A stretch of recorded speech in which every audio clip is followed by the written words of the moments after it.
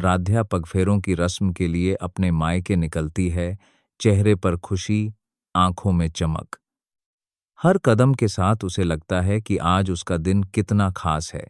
लेकिन उधर ससुराल में प्रथम की दादी मन ही मन सोचती हैं, ओह, ये फूल गोभी अपने पग फेरों के लिए मायके जा रही है, और अब जैसे ही ये जाएगी, हम इसे इस घर में कभी वापस नहीं आने देंगे। राध्या जैसे ही मायके पहुंचती है, सुजाता, जो उसकी दादी हैं, तुरंत उसकी तरफ गुस्से की नजर से देखती हैं। लगता है ससुराल वालों ने तुझे निकाल दिया, तभी तो इतनी जल्दी मायके आ गई है। अब बोझ बनकर मेरे घर मत रहना। इतना कहकर सुजाता राध्या को जोर से धक्का देती हैं। बेचारी राध्या सीढ़ियों से गिर पड़ती है। पूरा घर दहल उठता है। तभी राध्या के परदादा जग्गू आते हैं और गुस्से में कहते हैं, सुजाता, तू दादी है या दुश्मन? अपनी ही पोती को गिरा दिया। शर्म नहीं आई तुझे? राध्या दर्द से रोती है और वहीं प्रथम दौड़कर उसके पास आता है।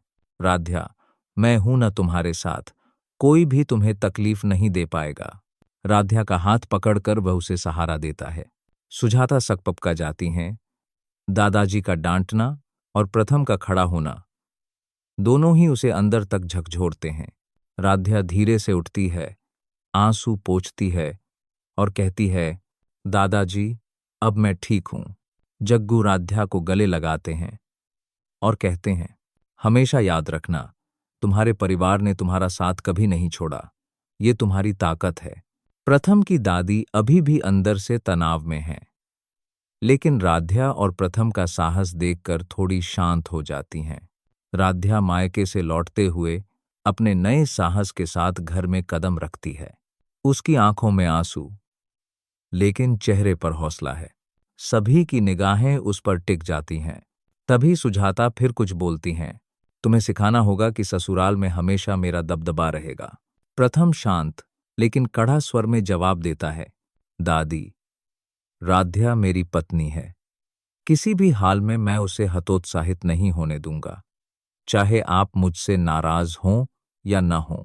सुजाता कुछ पल चुप रहती हैं और फिर राध्या की ताकत और प्रथम की हिम्मत देखकर पीछे हट जाती हैं। राध्या अपनी परदादा जग्गू और प्रथम के सहारे खड़ी होती है। उसके दिल में एहसास होता है, इस मुश्किल घड़ी में उसका सबसे बड़ा सहारा वही है। पूरा देखने के लिए सब्सक्राइब करें।